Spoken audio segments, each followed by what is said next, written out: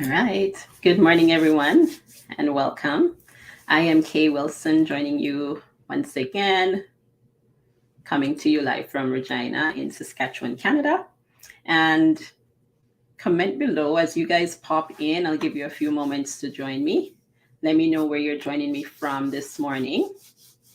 Here again with our little rundown of what has happened, what has transpired in the world of Canadian immigration. And some of you may know, if you join us each week, you know there's always something happening. It's a pretty fast paced industry. Good morning. Let me know where you guys are joining me from. And if you're joining me for the first time, let me know as well. And again, for those who are new here, thanks for joining us. I am Kay Wilson, so I am the lead immigration consultant with Northern Connections Canada. And what we do here is all things Canadian immigration, so we can help you with living, working, or studying in Canada, and lots of other applications in between that. So I see some folks from Jamaica joining, Trinidad. I see Barbados. Welcome, everyone. I see Shamar Anderson from Jamaica. Welcome. Nicholas from Barbados. Hi, Rolana, joining me on YouTube. All right. Okay, guys. So I am going to start off, as usual, with the draws. So as you know, from time to time, well, every week, basically, we have different Pnp draws that are happening. There is, in fact, a pause on the federal skilled worker program, but nonetheless, it doesn't necessarily mean, well, it does not mean that Canada is closed or that Canada is not accepting applications. That's very far from it. So we have applications that are still being processed every single day. And so there are draws that are happening. So we have the provincial nominee programs. So a lot of programs that are administered at the provincial level, and they will have a draw ever so often, right? So some every week, some they would have monthly draws. So I'm just going to go through some of the recent draws that happened in this past week since I last chat with you guys. So the first one is Quebec. So the province of Quebec, that's Canada's French-speaking province, and Quebec administers their own immigration programs. So they have an ARIMA system where they do their draws from. So it's pretty similar to what we would know as the express entry system, right? So this is their version where they draw candidates for the Quebec skilled worker streams, right? So Quebec had their draw on January 13th, and they invited 512 skilled workers to apply for permanent residence in the province. They invited candidates under a number of different NOC codes. So, of course, the candidates needed to have a profile in the ARIMA pool, and they had to have a score of at least 602 points. So like I said, Quebec is very different from the express entry, but it is their version of it, and it's very similar. Of course, if you're looking to migrate to Quebec, then French would definitely be a must right there. So you would definitely have to at least speak French. So they had 21 targeted occupations, and they range, a lot of them that I'm seeing are actually IT-based occupations. So like computer and information managers, data analysts, software engineers, computer programmers, and web designers, developers. So those are some of the occupations that are listed there. And then I'm going to move on to Ontario. So Ontario had a huge draw on the 27th. The 27th of January, to be exact. So they invited 1,032 candidates under the express entry system. And these candidates were all a part of the federal skilled trades program. So that's pretty amazing. They had a huge draw for skills trades streams for Ontario. And the comprehensive ranking system scores for these candidates would have ranged between 381 and 461, right? So again, these are people who would have been in the express entry system and who would have had work experience as a skilled tradesperson, right? And so we have a list of different NOC codes that would be associated with skilled trades. And of course, once these candidates were selected, they would have gotten an additional 600 points, right? Once the permanent residence, the provincial nominee program process is complete. So from this point on, like once they are selected from the express entry pool, they will then have to submit an application. So they will have a timeline within which to submit a complete application to the province. And then once that application is finalized, they will get, if they are approved, they will get what is called a certificate of nomination. And that's the certificate of nomination that will be added to their express entry profile, allowing them to have an additional 600 points, right? So that's how that works. And that's how you can benefit from the Pnp draws. So that's for Ontario. And the next one we're going to touch on is Manitoba. So Manitoba, the province of Manitoba, had a draw on January 27th as well. And in this draw, they invited 315 candidates to apply for permanent residence. This draw happened from multiple streams. So you may have heard that there are there are way more than 80 immigration programs that you can use to come to Canada, right? And so with this draw that Manitoba had, they had more than one streams, right? So more than one programs. And they invited candidates under the skilled workers in Manitoba stream, the international education streams, and the skilled workers overseas stream. For the skilled workers overseas stream, generally, you must have a connection to Manitoba. And this is specific to this program.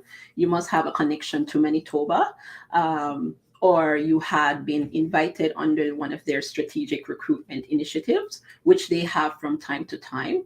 We usually post about these, and I would also recommend keeping abreast of some of the provincial websites, because usually, for example, Manitoba, when they have these strategic recruitment initiatives, they would post them on their website sometime, depending on the initiative that they're having. And also we noticed for New Brunswick, they would also do the same. So they would have different initiatives from time to time, like recruitment initiatives, where they're trying to find workers from overseas in specific occupations. So those are always great to keep abreast of. And so you can also attend some of these sessions, right? And be connected to employers or be recruited by the province to submit an application. So the goal of these Pnp programs, of course, the provinces are looking for candidates for their immigration programs. And of course, the end goal is for you to come to Canada and contribute to the economy and the labor force of that specific province. All right. So, and I think I have two more Pnp. So Alberta tends to have about one draw every month. And then usually they would release the details of the draw later, right? So they invited 350 candidates from the express entry system to apply for provincial nomination. And the cutoff for this draw was 346. So, still in the 300 typical of Alberta. And to be considered under this draw, like for the Alberta stream, you must have an express entry profile.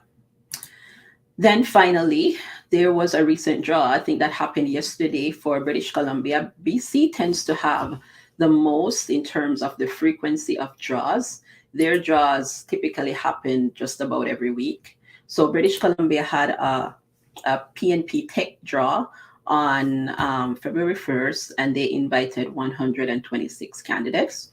And these invitations, again, they happen under different streams. So we may have skilled workers, we may have international graduate streams, and of course, the express entry aligned streams as well. So if you happen to be one of those invited, congratulations. And if you're looking to be considered, then you definitely want to be familiar with somebody's asking about the NOCs for Alberta. So Alberta is one of those provinces who typically don't disclose the NOC codes that they draw in their express entry draws. So unfortunately, we don't have the NOC codes for Alberta. They just release very high level details of the candidates, and they don't provide the NOCs, unfortunately. How do you connect with me for inquiry? You can connect on our website.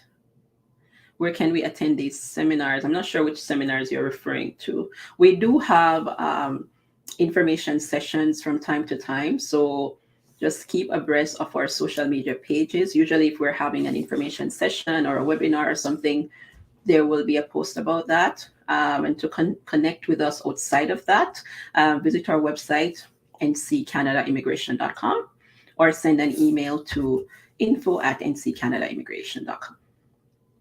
All right, so I'm going to touch on some other things quickly before I leave you guys. So Canada has had quite a bit of Canadian immigration, rather.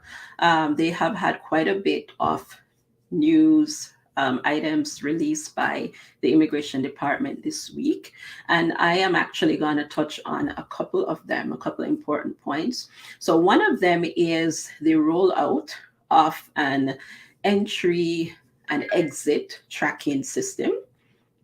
So previously, the Immigration Department would not have certain information as it relates to your entry and exit into Canada. Sometimes they don't know that you have overstayed in Canada unless they maybe contacted or you gave them permission, right, to pull your information from the CBSA. So sometimes they don't know.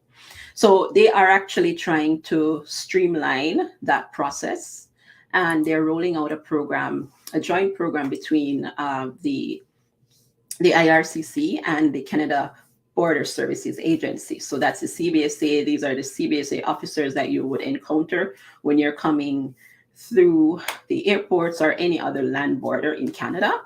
So the CBSA is creating basically an entry and exit information tracking system.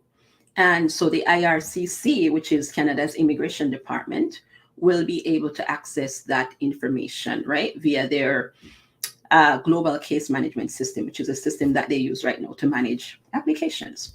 So the idea is that, and what they have reported is that by November 2022, at least, at the latest, they're expecting that most airlines will be able to provide passenger data to the CBSA, right? And so that will help in immigration applications. They will be able to, the IRCC will automatically know if someone has previously overstayed in Canada. So maybe on your last trip, maybe you have a visitor's visa and you left Canada later than your authorized date or your authorized stay, right? So the date that you were authorized to stay. So if you left beyond that time, they will be able to get that information. And like I said, currently that information was not being tracked.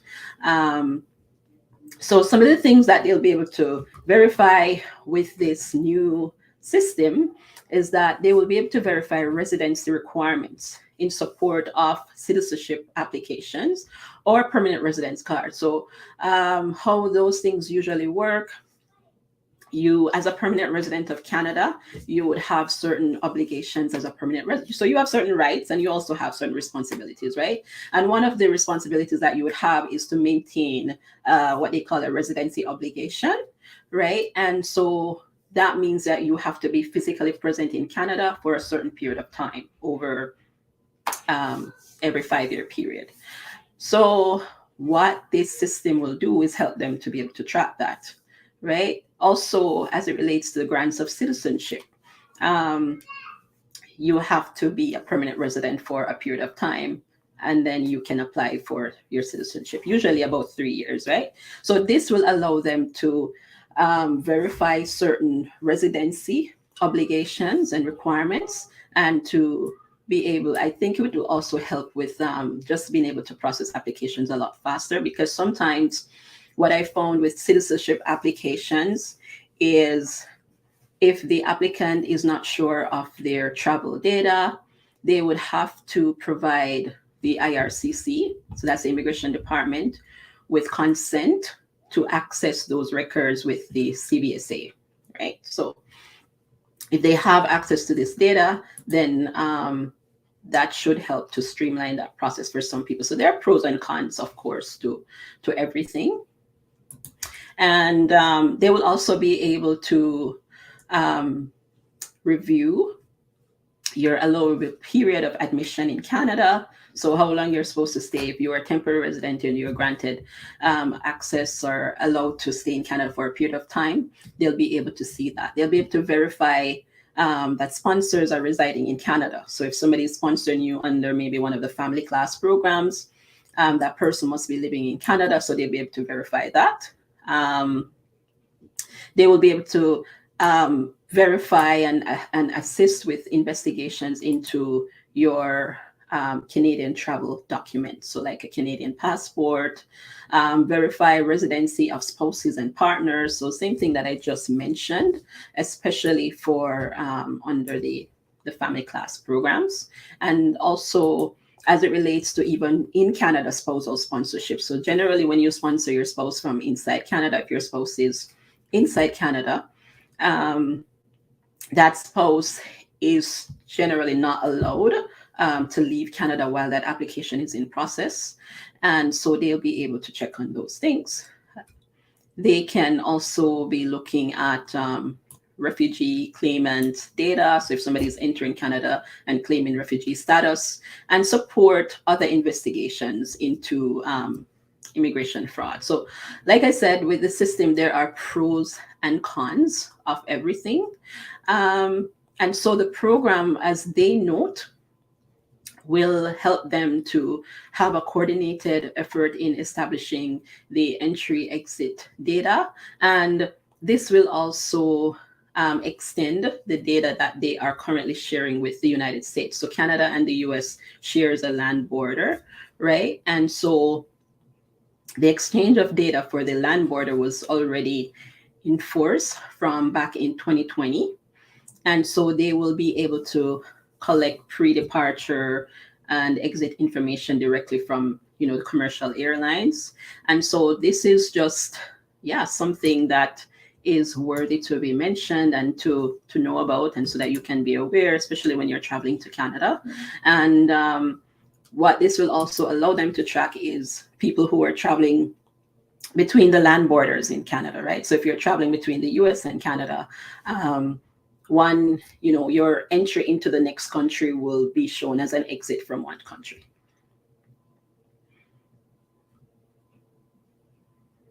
All right. So that's that. And then the next one I wanted to touch on briefly was the Minister of Immigration. So there were a lot of concerns. I got a ton of messages from clients and from, others who were worried pretty much about, the recent memos that they saw circulating. So a memo that was released from an access to information request.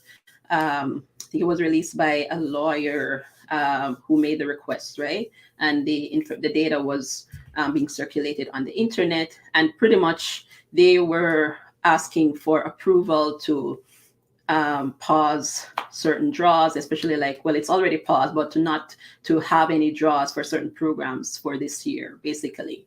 And so a lot of people were obviously concerned, and the immigration minister, he came out, he had an interview with a TV. an online program. So it's called Prime Asia TV.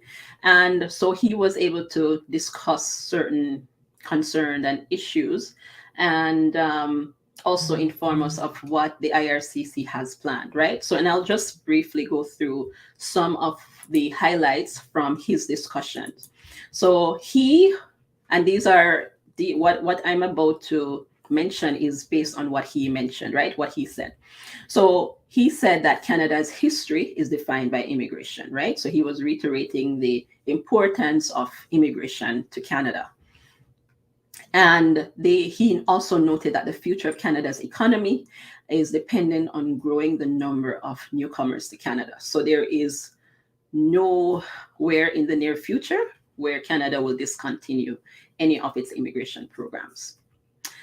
He said that the federal skilled worker program draw pause is temporary, and it's caused by the unique circumstances of the pandemic, and that Canada does intend to resume draws for this program. I know that was a big concern for a lot of people.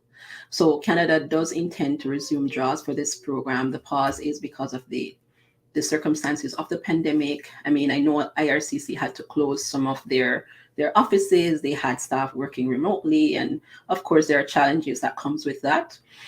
So, and then there's also a backlog of applications that they're trying to process. So just reiterating what he was saying, right? And then he noted that Canada is short 1 million workers, right? So this is coming from the Minister of Immigration. So Canada is short 1 million workers.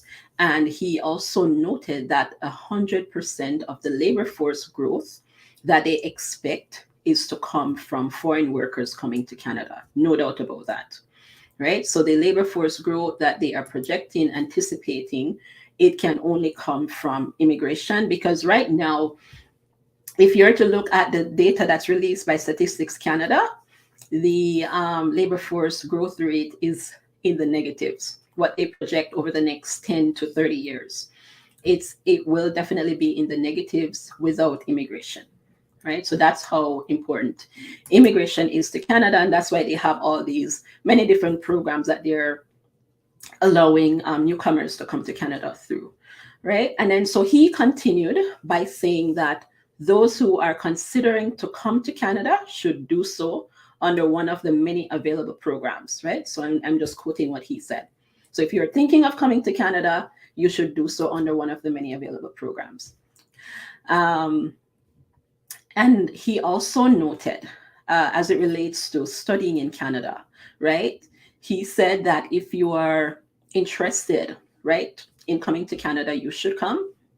And they are exploring new ways to make it easier for international students. So he did talk quite a bit about international students, international graduates. And when we're saying international students, we're just referring to people who are coming to Canada to study, right? So you may be coming to Canada to study as a pathway to getting permanent residence, right? And he is saying that you should consider your studies as a springboard to Canadian permanent residence, right? So he is essentially reiterating why some people are coming to Canada, and they know this, right? Sometimes for some people that might be the only way to come, right? To study in Canada, pursue, whether that might be a 1 year or a 2 year program. So he's saying that you should consider your studies a springboard to Canadian permanent residence. So they're looking for ways to help international graduates who come to Canada to stay in Canada, right? And of course, to stay permanently. No, that does not mean that applying for a study permit is going to be any easier, right? But that is the end goal. So for those who are able to successfully get a study permit, come to Canada, study, complete your studies, they are looking for ways, more ways that you can stay permanently. Right? Yeah. And I wanted to provide, this is hope. Yeah. This is so hopefully, especially since the memo. And I think that's why he came out and said all of this, right? And they also released a statement as well. So it's on their website in terms of what they plan to do. And I'll touch on that a little bit and then we'll wrap up. So he says that he sees international graduates being beneficial to Canada, and they're a prime target for Canadian immigration. And that's because they have many social and economic benefits of resettling these international students, right, as permanent resident. They see the benefits. You have and this is what he was saying, that they have the language skills. They are able to meet gaps in the labor force. They often have a support network in Canada. And usually, most international students will have a job when they're done studying. So again, they're saying that they see them as prime targets for permanent residents. So again, a springboard to permanent residents. Those were his words. And so that's essentially what he touched on in his interview. And he also talked a little bit about the parents and grandparents sponsorship programs. Now, the next thing that I wanted to mention as well, they also announced, so subsequent to this interview, like a few days later, the government of Canada, so the immigration department, announced some improvements that they're making. So improvements to the processing times and to their system in general. So they noted that they're moving towards a more modernized environment that will help to speed up the processing of applications, right? Because that's also the next thing, aside from program pauses, like the FSW draw being paused, and we haven't seen any draws from the Canadian Experience Class program since September. A lot of this is due to backlogged application. And so they have announced that, and they've announced this before, that they're proposing to, the government of Canada proposed $85 million in new funding to reduce application inventories, right? And to welcome more people and to address the labor shortages in Canada. So this is an initiative that they're doing to support economic recovery in Canada. And some of the highlights that they noted was for permanent residents. So I'm going to touch on each category briefly, but so for permanent residents, they want to move away from some of the paper file inventory that they have, because of course, if you have paper applications, they're going to be harder to process. They're not on a computer. If staff is working remotely, you can see that being an issue, right? So they're trying to move away from paper file inventory and phase out the remaining paper application intake. So everything will be done online. They're trying to process new family class, that is, so family class applications and Canadian Experience Class applications within the service standards. So they have service standards, they have posted processing times, but however, we know that applications are not being processed within those times right now. They're trying to eliminate the existing permanent residence inventories, especially as it relates to permanent resident cards. So there might be people who are waiting on permanent resident card, whether that be new or renewed cards. And they are trying to expand the online permanent residence application portal. So they have come up with a few new portals in the last year. So we have been using some of those. They're not as smooth as we would hope for them to be, but it's progress nonetheless, right? So we have to acknowledge when they do good as well. They are trying to reduce inventory for citizenship applicants. So right now they said that they're trying to reduce the inventory of 60,000 clients that are waiting to take the oath of Canadian citizenship. So these are people who are permanent residents who have applied for Canadian citizenship.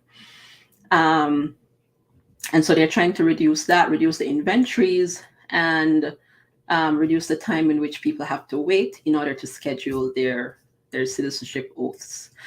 And as it relates to temporary residents, so temporary residents would be like visitors' visas, study permits, work permits. Again, the whole idea is to reduce inventory and to meet service standards, right? And they are looking to prioritize applications for essential workers who are looking to immigrate to Canada. In terms of client delivery, they are looking to update their processing times tool. So if you go on the Government of Canada's website, you will be able to see the estimated processing times for certain applications, right? In a lot of cases, those times may not be as accurate as they should be. You will note if you look at the tool, it would give you an estimate, but they would also have the link below it telling you that some of they can't guarantee that these times are accurate, right? So they're trying to make improvements to the information that they are providing as well. So because people's lives depend on some of this, right? You embark on this journey to come to Canada. You're trying to make your plans. You have, responsibilities at home where you are right now. So they owe this to clients to be transparent and to let people know what's happening, and so that they can plan accordingly, right? So this is all welcome. I really do hope that they deliver on all these promises, and that this $85 million will go to good use, and that we can all see the benefits of this and see improvements in the system. So that's all I had to touch on today. And I think they mentioned that they're adding another 500 processing staff. So this should hopefully help to clear some of that backlog. I did see some questions. I probably have maybe 2 minutes for questions.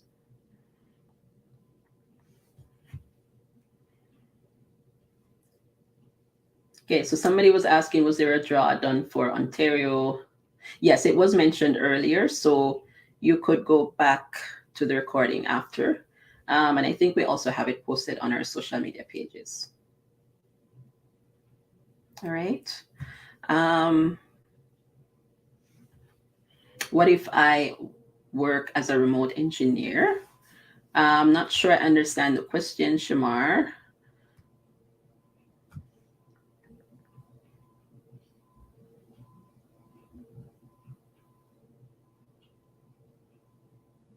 Can you explain the process of applying straight to PNP? I think I touched on it a little bit earlier. So I would say just go back and watch the recording. And for some of these applications, it may not be as straightforward. I might not be able to tell you at this moment like how to apply. When you have a chance, though, you can watch one of our webinars. So we do have some replays of the webinars available. Send us an email or look at our links on social media. I see you're asking this on Instagram, so the links would be on our Instagram bio. Send us an email if you guys have additional questions, or if you are, I saw some inquiries as well about our services. If you want to make an inquiry about our services, do send an email to info@nccanadaimmigration.com. Visit our website for other ways that you can contact us. We do also have a free pre-assessment tool on our website where you can submit your information, and my team will review, and they will let you know if you may qualify for any of Canada's immigration programs. So that's always a great place to start. Thank you guys for joining me today, and I will catch up with you next week. All right, take care.